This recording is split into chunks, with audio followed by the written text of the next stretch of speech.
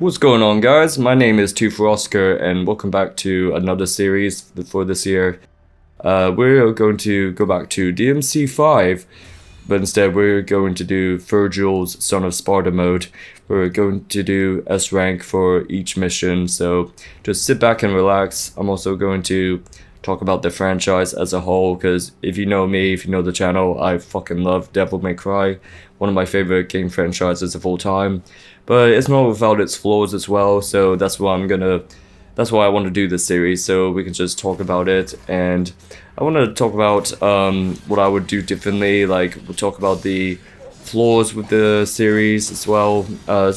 See what we can do to improve it. I know I'm not gonna like call out to Capcom about this. I'm sure they're not gonna listen about what I'm about to say, but these would be some cool ideas. And if I had creative control back then, this is what I would do. If I had my way, we would kind of restart back at the end of DMC 1. I would go from there, but I know that's not the most popular opinion, but I had ideas that would be interesting and that would make a lot of sense for a sequel to the game. But if I had my way, it would be like Devil May Cry wouldn't move on with a sequel to Devil May Cry 1. And 4 and 5, even though I like a lot of aspects with 4, especially the way Dante acts, but 4 and 5 would be retconned for me, and would kind of like, we would remake DMC 2. I think that's where I would start, because I like ideas from DMC 2, especially lore-wise. I think DMC 2 would have some of the most potential in the series when it comes to storyline. The storyline is really interesting, and we have Arius essentially trying to become a demon god, and he invariably ends up summoning the Argosax Chaos Embody thing, which I think is one of the coolest ideas for a boss, like literal Chaos Incarnate, and it's like a multiversal enemy for Dante, which is really cool, and it has some really cool properties. It got this demonic properties of where it switches between male and female constantly. And you're fighting it, and it has different combos and abilities depending if it was male or female. That was fucking cool. That was a cool boss.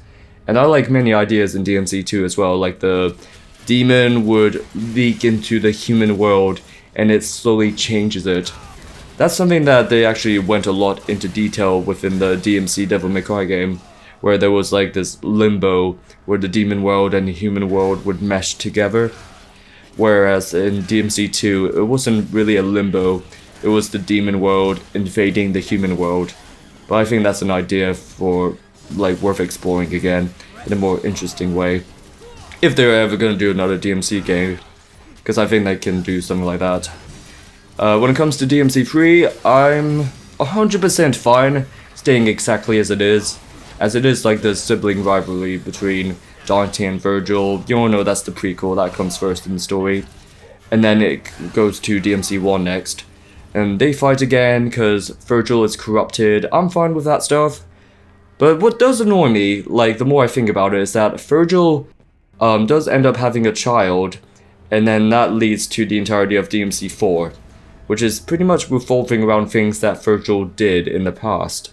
And then DMC 5 is revolving around Vergil, so the entire series, if you take it as a whole, the true main character of the series is Vergil, essentially. It's just, either it's really annoying in that way, because Vergil is pushing things forward in the entire series. He opened the demon world in DMC 3, then he gets corrupted by Mundus, which leads to DMC 1 happening, then Vergil gets defeated and freed, Dante beats Mundus. But before all of this happens, Vergil went to Fortuna and impregnates some random chick. So that's DMC 4, and apparently Vergil has a bastard son, and that whole game plot is revolving around Vergil and his son Nero. And then DMC 5 is just an entire character study of Vergil. It's, oh, here's Vergil's human side and Vergil's demon side, and they're fighting the entire time. And Dante's only reason to fight in the entirety of his life is because of his rivalry with his brother, which is a fucking ridiculous motivation. And the only one who can stop this sibling rivalry is Vergil's stupid son Nero, because he is the most human of all demon characters. And he cries saying, "Hey, fighting is wrong, guys." It's so fucking retarded, man.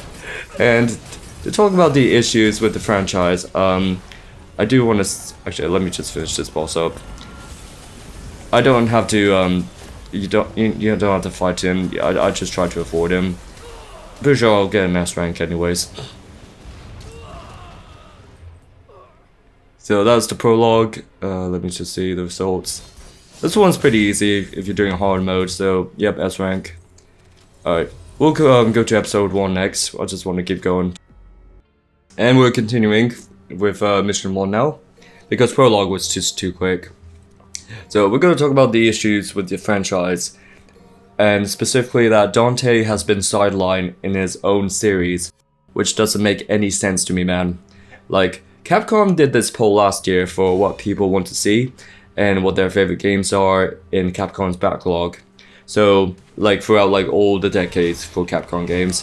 And Devil May Cry showed up as the most popular games, and Dante showed up as the most popular character that Capcom has ever made, which is absolutely insane.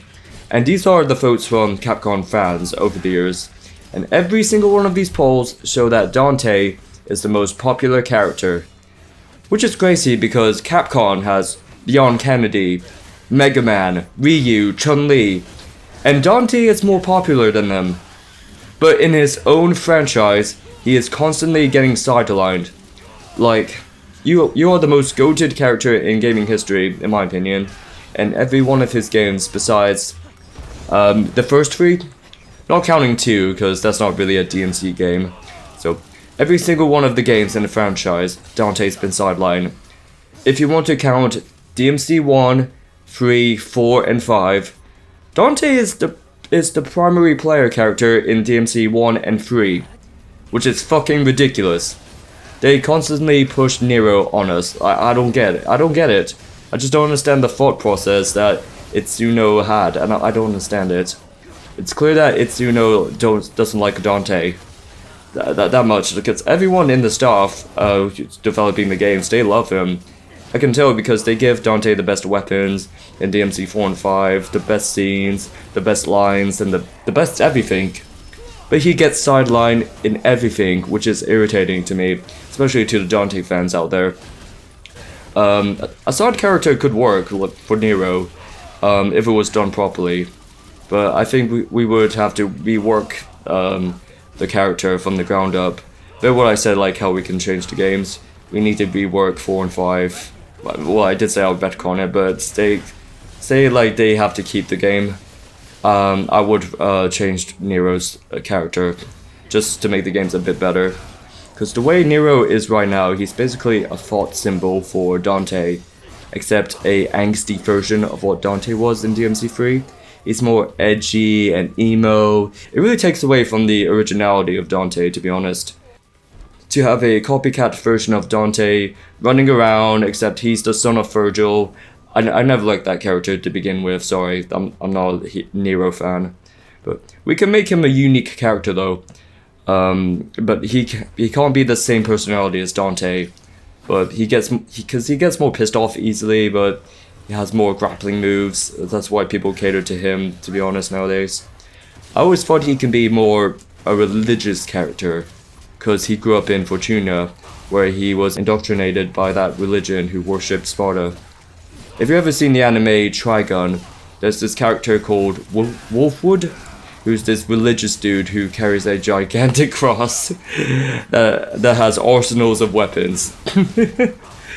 He's like the coolest character in that anime, so Nero can have this stoic religious character with an undercurrent of rage within him. And DMC4's story should have been Dante telling Nero that this religion is false. That would have made an interesting side character by and large. So he has aspects of Vergil, but still, I think it would be interesting add aspects of Fee within him as well, with the poetry stuff. But I don't know. I'm just like coming up with random things. It would make sense. It would make DMC4 and 5 more grounded, as Dante is more over the top. And Nero can be more of a pious version. He can be like two opposites, yin and yang, in a sense. So this boss is just a bit boring. We'll just get rid of him. So yeah, that's how I think the franchise should go. Recap, DMC1, we could like just expand upon it because I like it the way it is. DMC2, the lore and the story is there, but they didn't execute it well enough, so we can work around that. 3, we can keep it the way it is.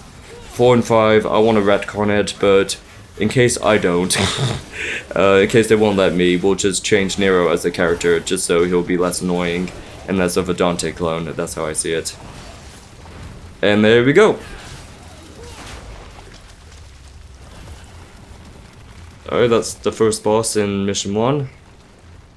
So, hope you guys enjoyed that little rant, and there's gonna be more later on in the series, so stay tuned for that, guys. My name is 2 for Oscar, and I will see you guys in the next one. Take care, guys.